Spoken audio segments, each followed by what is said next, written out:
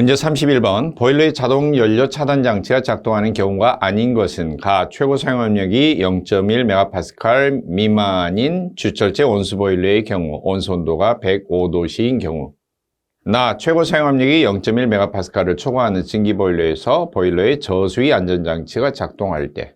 다. 관류 보일러에 공급하는 급수량이 부족할 때. 라. 증기 압력이 설정 압력보다 높은 경우. 연료 차단 장치가 작동했다라고 하는 경우는 전자 밸브가 작동하는 경우를 말하죠. 자동 연료 차단 장치, 버너 직전에 설치된 전자 밸브가 차단해서 연료 공급이 중단되는 겁니다. 비상시에 보일러가 정지되는 거죠. 이건 대부분 인터럭과 연관이 되어 있고요. 5대 인터럭이 있죠. 압력 초과. 압력 초과는 설정 압력이 초과가 되면 높으면은 증기 압력 제한기에서 전자 밸브에 신호를 보내서 연료를 차단하는 경우입니다. 두 번째로는 급수량이 부족했다. 네, 저수위가 되었을 때죠. 저수위 인터럭.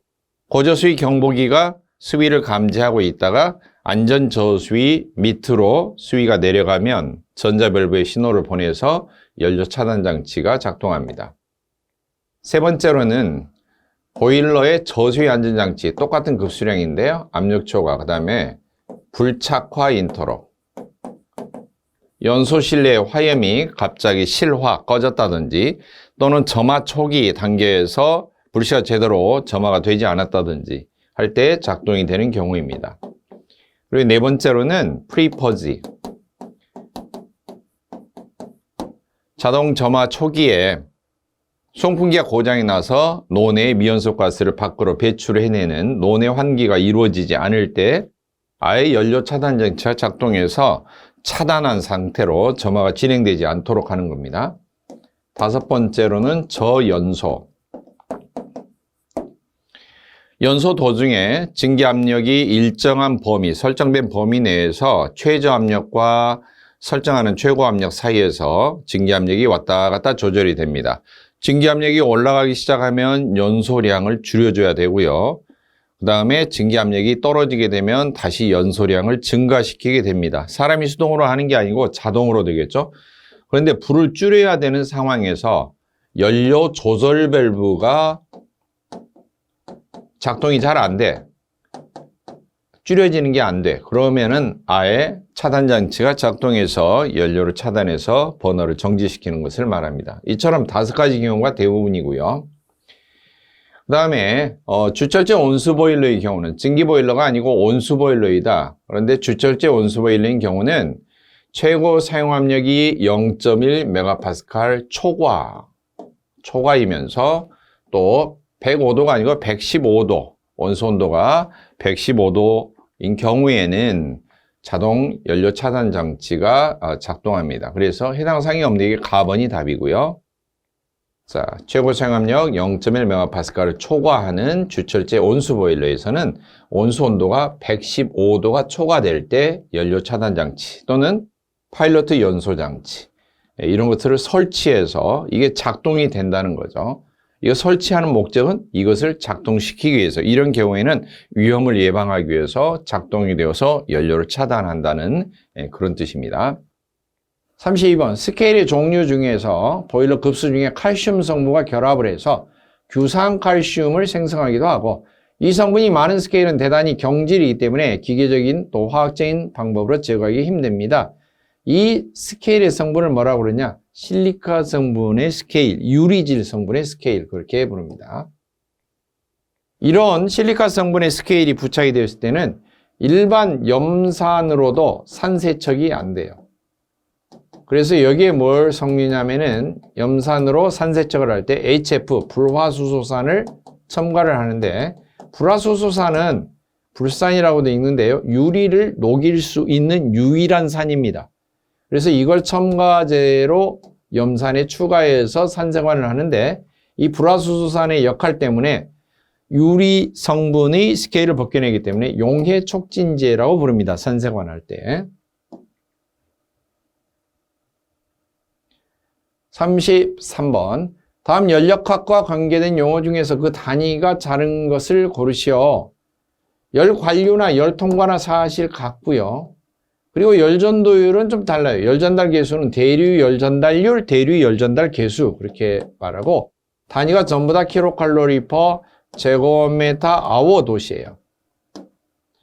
그런데 열 전도율은 킬로칼로리 퍼 메타 아워 도시예요. 메타입니다. 그래서 뭔가 전달되는 열량, 뭐 전도, 대류, 복사에 의해서 전달되는 열량을 구할 때 면, 전, 온 이렇게 구하는데 면적, 전달률, 온도차 이런 개념이죠. 면적 단위가 제곱미터, 전달률이 킬로칼로리 퍼 제곱미터 아워 도시, 온도차가 도시. 그러면은 도시 제곱미터에 약분돼서 열량이 킬로칼로리 퍼 아워가 나와요. 근데 이 전달률하고 같은 단위를 쓰고 있는 게 뭐냐? 대류에 의한 열 전달률 또는 대류의 열 전달 계수, 그 다음에 열 관류율, 열 통과율하고도 같아요. 그런데 전도율일 때는 단위가 메터로만 되어 있잖아요. 킬로칼로리 메터이죠. 여기는 제곱미터인데. 그러니까 전도율은 미터로 한 번 더 나와요. 어떤 미터? 두께 미터로 나눈다. 전도율 나누기 두께가 되어야지 전달률 단위하고 같아져요. 그러니까 단위가 다른 것은 전도율이 단위가 다르다고 봐야겠죠. 34번 증기 트랩을 설치할 때 주의사항 설명으로 틀린 것을 고르시오. 가번 응축수 배출하는 지점이 여러 개가 있을 경우에 응축수 배출점을 묶어서 그룹으로, 응축수가 나오는 것이 여러 군데인데 다 묶어서 그룹으로 증기 트랩을 하나만 설치한 것을 그룹 트래핑이라고 하는데, 이건 그룹 트래핑은 절대 금지하도록 되어 있습니다. 설치 기준에 의하면 응축수가 배출되는 지점이 여러 개가 있을 때는 다 따로 설치를 하도록 되어 있습니다. 증기가 트랩에 유입되면 즉시 배출시켜 운전에 영향을 미치지 않도록 하는 것이 필요하다. 다 트랩에서 배출과는 응축수 회수 주간에 상부에 연결하는 것이 필수적으로 요구되고, 특히 회수 주간이 고가 배관으로 되어 있을 때는 더욱 주의해서 연결해야 된다. 라번 증기 트랩에서 배출되는 응축수를 회수해서 재활용하는 경우에 응축수 회수관 내에는 원하지 않는 배합이 형성되어서 증기 트랩 용량에 영향을 미칠 수도 있다. 네, 가번이 틀려 있습니다. 35번 회전 이음 또는 지불 이음이라고도 하고 지웰 이음이라고도 하고, 증기 및 온수 난방 배관용으로 사용하고 현장에서 2개 이상 엘보우, 2개 이상 스위블형이죠. 스위블형. 엘보우를 가지고 이런 식으로 배관하는 걸 말해요. 2개 이상 엘보우를 가지고 신축을 흡수할 수 있도록.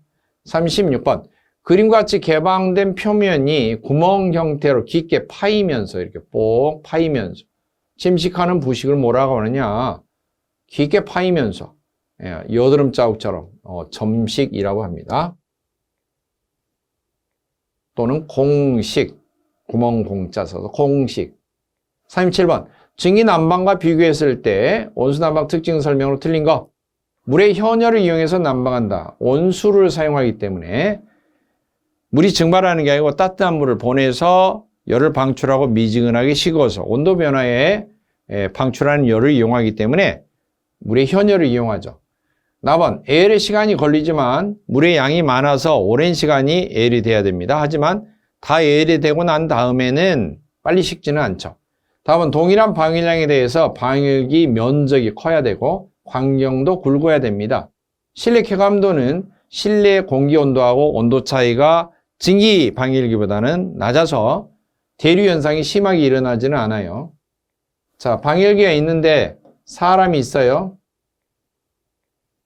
대류가 막 빨리빨리 돼가지고 얼굴이 막 바람이 부딪힌다? 쾌적도가 떨어집니다. 그런데 대류 속도가 천천히 움직여 잔잔하게 부딪혀요. 쾌감도가 좋아집니다. 그래서 실내 쾌감도가 증기 난방에 비해서 높다 그래야 돼요. 4번이 틀린 설명이 되겠죠. 38번 파이프 커터로 관을 절단하면 안으로 거스러미가 생기는데 이것을 능률적으로 제거하는 거. 바로 이 앞번에 문제 풀었던 공구 파이프 렌치 문제 풀 때 나왔죠. 파이프 리머가 답이 되겠죠.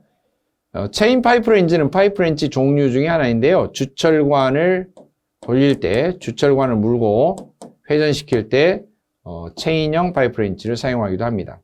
그 다음에 다이 스토크는 뭐냐면 다이, 탭과 다이가 있는데 탭과 다이스라고도 하는데요. 나사를 깎는 공구죠. 파이프의 겉에 나사를 깎는 건데 그 나사 깎는 체이서 같은 다이를 핸들, 고정시키는 핸들을 다이 스토크 그렇게 부릅니다.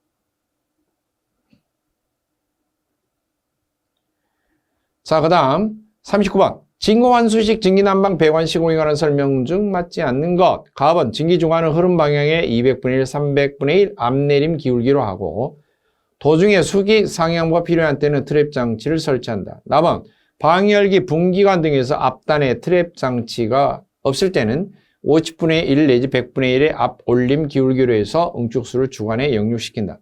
다만 환수관에 수직 상향부가 필요할 때 리프트 피팅을 써서 응축수가 위쪽으로 배출되게 한다. 라번 리프트 피팅은 될 수 있으면 사용 개소를 적게 하고 1단의 높이는 1.5m 이내로 한다. 리프트 피팅 이음에 지금 나머지는 세부적인 증기 관의 연결 방법인데 전체적으로 세부적인 증기 시공 요령에 대해서 아주 구체적으로 기술적으로 모르더라도 4번 리프트 피팅 방법에 대해서만 정확하게 알고 있으면 되겠죠. 응축수 환수 방법에서 진공 환수식에서 진공 펌프하고 응축수 환수관하고 높이 차이가 많이 날 때 연결하는 방법이 리프트 피팅이고요. 일단 높이는 1.5m 이내. 문제 40번. 액상 열매체 보일러 시스템에서 열매체 유에 열매체 기름이 액 팽창을 흡수하기 위해서 팽창 탱크의 최소 최적 VT를 구하는 식으로 옳은 것. 단 VE는 온도가 상승했을 때 승온 시에 시스템 내에서 열매체유가 팽창하는 양을 말하고 VM은 평상시 온도 상온일 때 탱크 내의 열매체유에 보유한 양이다. 그렇게 되어 있죠. 자, 액상 열매체 보일러 시스템에는 열매체 액 팽창을 흡수하기 위해서 팽창 탱크가 필요하고요. 열매체유의 노화 방지를 위해서 팽창 탱크의 빈 공간부에는 질소가스를 봉입을 합니다. 그래서 팽창 탱크는 개방식은 사용하지 않고 밀폐식을 유지를 합니다. 팽창 탱크의 최소 최적 VT는 VE, 볼륨 익스펜션, 팽창하는 양, 승온이 온도가 올라갔을 때 팽창하는 양의 2배에 플러스 본래부터 저장이 되고 있는 열매체유 양. 그러니까 원래 열매체유 양의 플러스 팽창하는 양의 2배만큼의 팽창 탱크 최소 최적이 돼야 된다라고 하는 거죠.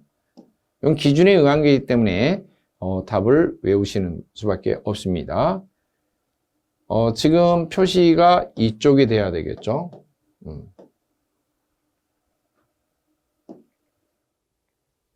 41번 압축기 진동과 서징, 또 관의 수격작용, 지진 등에서 발생하는 진동을 흡수하는, 진동을 억제하는 데 사용되는 지지장치는 자, 배관을 지지할 때 위에서 걸어서 천정에서 이렇게 걸어주는 거 행거, 바닥 쪽에 배관이 아래쪽으로 처지지 않도록 바닥에서 떠받쳐서 하는 거 서포트, 배관을 꼼짝달싹 이동하지 못하도록 구속시켜주는 거 리스트레인트.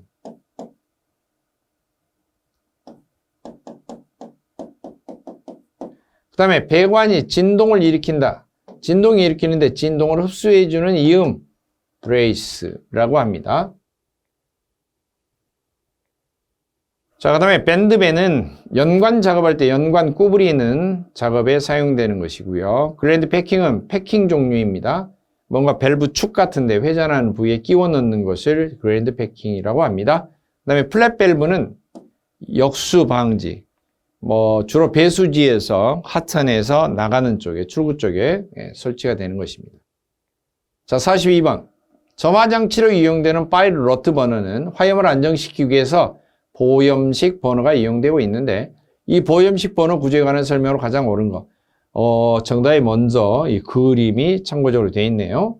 이제 가운데 주 화염이 있고요. 겉에 작은 구멍들이 뚫려 있어서 보조 화염이, 가느다란 보조 화염이 올라오도록 되어 있어요. 그래서 관련 설명을 하자면 옳은 거 보겠습니다. 1번, 동일한 화염 구멍이 8개, 9개 내외로 나뉘어져 있다. 4번, 화염 구멍이 간단한 타원형으로 되어 있다. 타원형 아니고요. 중앙의 화염 구멍 주변으로 여러 개의 작은 화염 구멍이 설치가 되어 있다. 화염 구멍 구멍부의 구조가 원뿔 형태와 같이 되어 있다. 그랬는데요.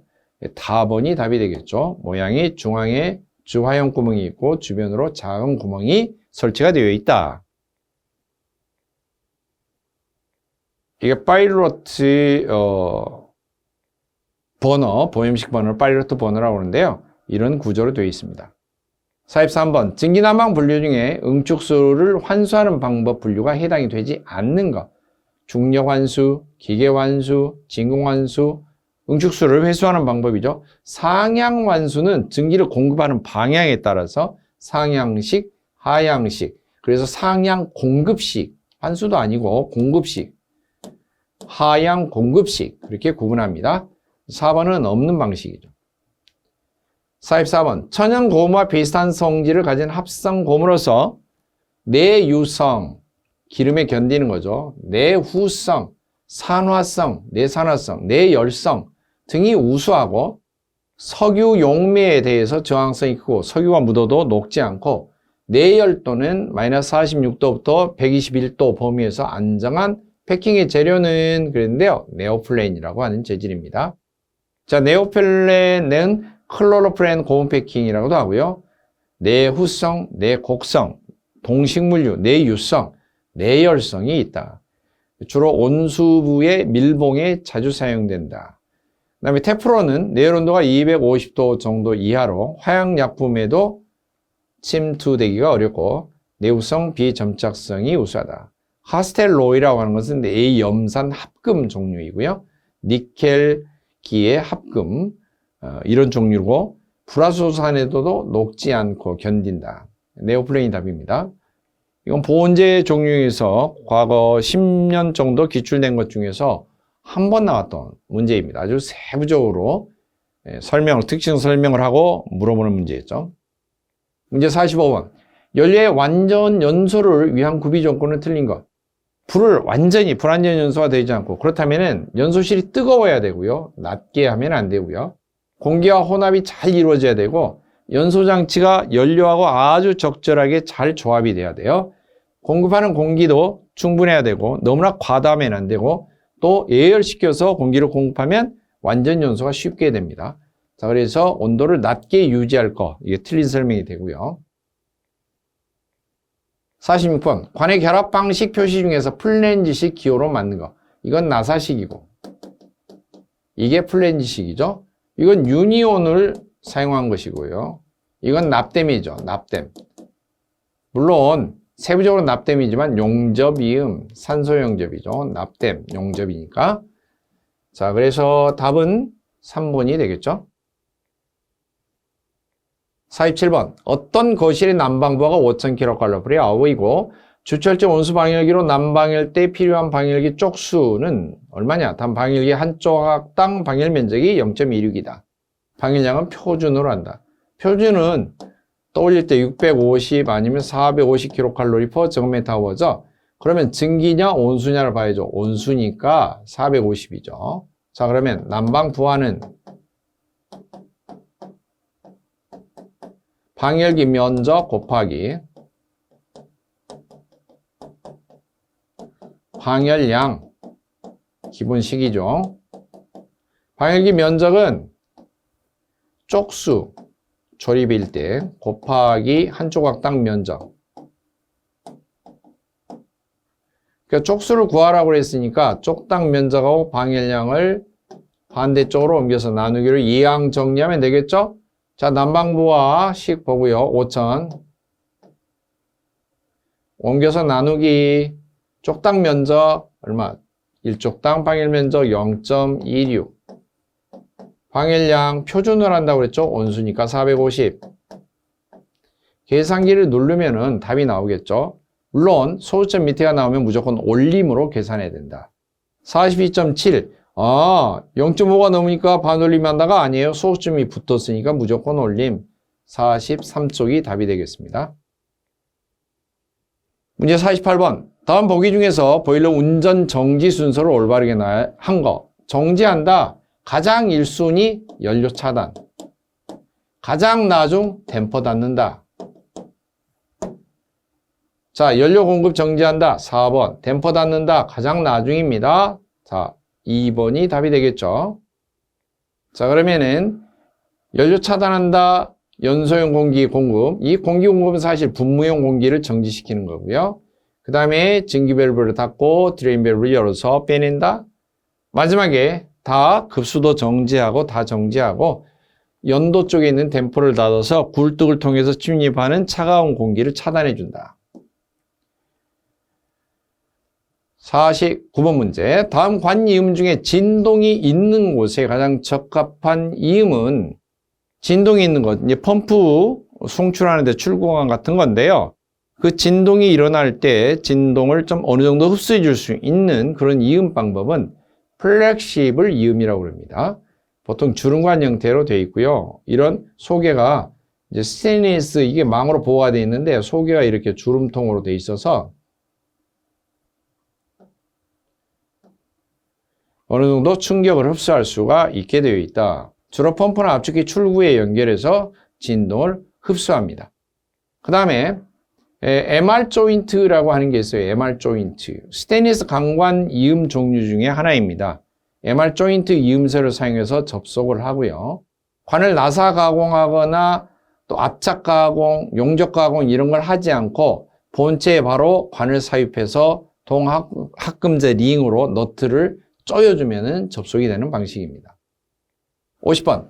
보온재 선정할 때 고려할 조건이 아니고 보온재는 열을 차단해야죠. 부피가 작고 비중도 가벼울 거, 보온 능력이 클 거, 열전들이 작아야지 열을 차단해 주죠. 기기적인 강도가 클 것. 3번이 틀린 말이죠. 문제 51번. 가스 폭발에 대한 방지 대책으로서 거리가 먼 것. 연소실에서 가스가 폭발한다? 주로 이제 연소가 덜 된 미연소 가스 폭발이 되는 것인데요. 1번. 점화 조작할 때 연료를 먼저 분무시킨 후에 무화용 증기나 공기를 공급한다. 연료를 먼저 공급하면 안 돼요. 먼저 공급하면 안 되고요. 공기가 먼저 분사가 되고 공기 압력이 적절하게 맞을 때 전기 스파크 점화용 플러그가 작동되고 그리고 연료가 가장 마지막에 분사가 돼서 점화가 되어야 합니다. 4번. 점화할 때는 미리 충분한 프리퍼지, 논의 환기를 한다. 4번. 연료 속의 수분이나 슬러지 등은 배출을 한다. 4번. 점화 전에는 중유를 가열을 해서 필요한 점도로 해둔다. 중유를 가열하지 않으면 끈적거리기 때문에 분사가 되지가 않죠. 그래서 1번은 설명이 틀린 설명이죠. 문제 52번. 주증기관에서 전기의 건도를 향상시키는 방법으로 적당하지 않는 것. 이게 몇 차례 나왔는데요. 압력과 엔탈피, 킬로그램당 열량을 나타내는 그래프를 보면은 끓기 시작한 지점을 이은 포화 액선, 그 다음에 한계 도달한 임계점, 다 끓은 거포화 증기, 이 상태로 보면요. 열량은 변하지 않고 압력을 높이면 어떻게 되느냐 하면은 건포화 증기 상태가 습증기 상태 구역으로 와버려요. 즉 압력만 높이면 안 되는 거죠. 가압해서 증기 압력을 높인다. 자꾸 이게 답이 돼요. 올바르지 않는 방법이에요. 틀린 방법이란 거죠. 드레인 포켓을 설치한다. 응축수를 걸러주는 것을 설치하는 거죠. 증기 공간 내에 공기를 제거해 준다. 기수분리기를 사용해서 증기 중에 포함된 수분을 직접적으로 제거한다. 그래서 1번이 틀린 방법이 됩니다. 똑같은 pH 그래프, 즉 압력과 엔탈피 그래프를 보면은 이렇게 영역선을 나누고요. 이건 임계점, 한계에 다다른 것이고 왼쪽에 있는 선은 포화 수, 끓기 시작한 점을 나타내는 선이고요. 요 가운데 영역은 습증기, 그 다음에 요 바깥쪽은 과일증기, 그리고 요 손에 걸려있는 상태는 건포화 증기. 그러니까 건포화진기 상태에서도 엔탈피는 똑같으면서 열량은 똑같으면서 압력만 밑에서 위로 압력만 높여버리면 건포화진기에서 습포화진기 영역으로 들어가 버린다. 건포화진기에서 습포화진기가 된다는 것은 건조도가 오히려 높아진 게 아니라 건조도가 떨어져 버리는 거죠. 습기를 머금게 된다는 거죠. 그래서 1번이 틀린 방법이다. 그 다음에 53번. 보일러 사고 원인 중에 취급상의 원인이 아닌 것.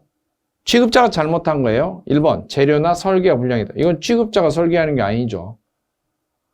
압력 초과, 저수위, 급수처리, 이거 위에 연소실, 미연소 가스 폭발 이런 거에 대표적으로 보일러 취급자가 잘못된 거죠. 가번 재료나 설계 불량, 제작자가 잘못한 거죠. 제작상의 원인이 되겠죠. 문제 54번. 평소 사용하고 있는 보일러의 가동 전에 평소에 사용하고 있던 보일러. 사용으로 틀린 거. 1번 각종 기기의 기능을 검사하고 급수계통에 이상이 있는지 없는지 확인한다. 댐퍼를 닫고 프리포즈를 한다. 댐퍼를 어떻게 닫아놓고 연도 쪽에 배기가스 나가는 것을 열고 닫고 하는 밸브 역할을 하는 게 댐퍼인데 열어놓고 환기를 해야죠. 닫고 어떻게 환기가 되나요? 이런 것은 신기술이죠. 나번 비유를 하자면 그렇다는 거죠. 나번이 틀린 표현이죠. 55번 에너지형 합리화법에 따라서 에너지 다소비 사업자에게 개선 명령을 하는 경우는 에너지 관리 지도 결과에 몇 % 이상 에너지 효율이 개선이 이루어질 것이다. 기대가 되고 효율 개선을 위한 투자의 경제성으로 인정이 되는 경우에 하느냐. 이건 10%입니다. 법적으로 정해져 있는 부분이기 때문에 에너지형 합리화법 시행령 40조 1항 또 3항 참조해 보면 산업통상자원부 장관이 에너지 다소비 사업자에게 다소비 사업자 1년 동안의 에너지 총 소비량이 석유 환산탄으로 바꿔봤을 때 2,000톤 이상, 2,000TOE 이상을 사용하는 소비자들을 에너지 다소비 사업자로 합니다. 개선 명령을 할 수 있는 경우는 에너지 관리 지도한 결과 조금 시스템을 바꾸면 에너지 효율이 좀 올라가겠어. 회사가 훨씬 전략이 되겠어. 국가적인 차원으로 에너지가 전략이 되겠어. 그게 10% 이상 효과가 나오겠어. 그리고 그 시설 투자를 해도 충분히 경제성이 있겠어. 이렇게 인정이 되는 경우에 개선 명령을 내릴 수가 있다고 하는 경우예요. 56번. 다음 괄호 안에 A와 B에 각각 들어갈 용어로 옳은 것. 에너지형 합리화법은 에너지 수급을 안정시키고 에너지 합리적이고 효율적인 이용을 증진하며 에너지 소비로 인한 무엇을 줄이고 국민경제의 건전한 발전 및 국민복지의 증진과 무엇의 최소화, 무엇을 줄이고 무엇을 최소화하느냐, 환경 피해를 줄이고 지구온난화를 최소화시킬 수 있는 그런 이바지함을 목적으로 한다. 다음 57번 에너지형 합리화법에 따라 검사 대상기기 용량이 15톤 파워인 보일러의 경우 조정자 자격 기준으로 옳은 것인데요. 자, 기준상으로 보면은 에너지 관리 기능장, 에너지 관리 기사, 에너지 관리 산업 기사 자격 소유자만이 가능한데요. 5톤 이하, 5톤에서 30톤, 30톤 초과 이렇게 돼 있고요. 가장 밑에 급은 기능사, 그 다음에 중간은 산업 기사 이상, 그리고 마지막 30톤 초과가 되면은 기사나 기능장만 가능합니다. 그래서 답은 3번이 되겠습니다. 58번 제3자로부터 위탁을 받아서 에너지 사용시설의 에너지 절약을 위한 관리 용역을 사업을 하는 자로 산업통상자원부 장관에게 등록을 한 자를 지칭하는 기업. 이런 일을 행하는 그런 기업, 뭐라고 부르냐? 에너지 전략 전문 기업이라고 부릅니다. 에너지 사용시설의 에너지 전략을 관리해주는 전문적인 기업입니다.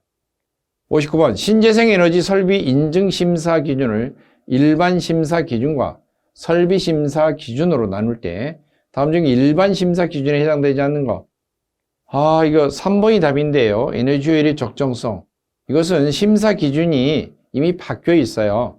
2003년도에 도입을 한 기준인데 설비 인증 제도는 15년 7월 이후부터는 KS 인증 제도로 바뀌어서 현재 기준에는 맞지 않는 내용입니다. 이 내용은 사실 신재생에너지법은 있습니다만 신재생에너지 설비 인증, 이 인증 업무는 KS 인증으로 제도가 바뀌었어요. 바뀌어서 이 부분이 별표에도 포함이 되어 있지 않는 지금과는 관계가 없는 문제가 되겠습니다.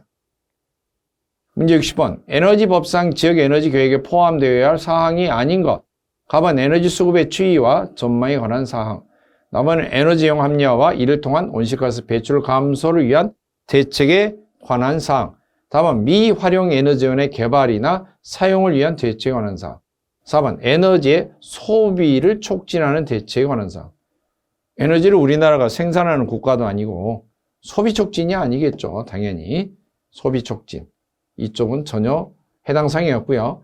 가나 다 이외에 에너지 안정적인 공급을 위한 대책에 관한 사항, 신재생 에너지 등 환경 친화적인 에너지 사용을 위한 대책에 관한 사항, 이런 종류들이 지역 에너지 계획에 포함이 되어야 될 사항입니다.